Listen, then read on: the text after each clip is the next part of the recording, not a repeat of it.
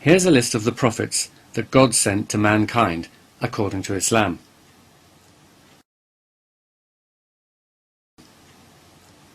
Now here's a map of where all these prophets were sent. Can you notice anything? Far be it for me to tell God how to do his job, but couldn't he have spread those prophets around a bit more? Maybe a couple to Norway or Tanzania, a few to China or Canada, or the odd one or two to Australia or India. As for when these prophets were sent, most of them were sent over 2,000 years ago. Again, I don't want to suggest that God is sleeping on the job, but we haven't had any prophets for quite a long time now, and let's face it, there are far more people around today and far more who don't believe in the true religion. Now let's have a look at the divine books that God has sent to guide mankind. Can you guess which area of the world God sent them? You got it, the Middle East. Boy, God really loves the Middle East, doesn't he?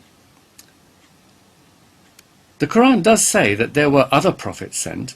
There is a hadith that says there were 124,000 prophets sent. But it seems we only know the names of those who came from the Middle East.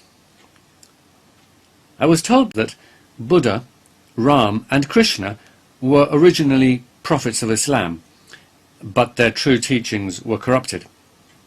Well, yes, if you mean by corrupted, if you mean completely obliterated and replaced with something that is the very antithesis of everything that Islam stands for, then yes, you could say that they have been corrupted.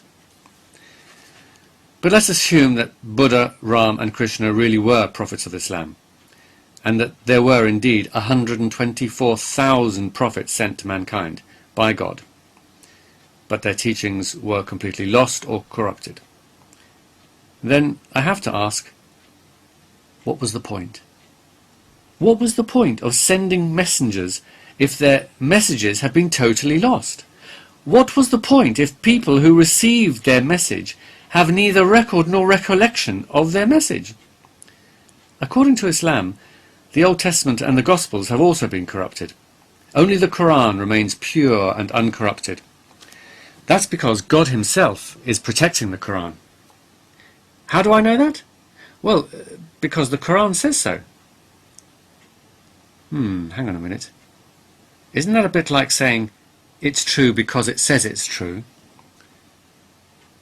And if God did protect the Quran, then why didn't he protect all the other books? Doesn't God want us to get the true, uncorrupted message?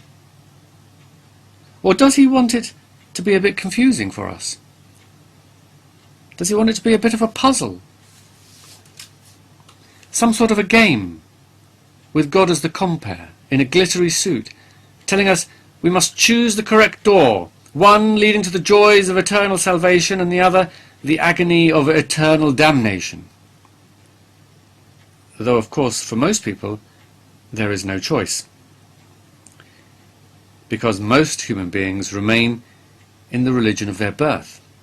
If you ask them, they'll tell you it really was most fortunate because it also just happens to be the true religion. What a stroke of luck.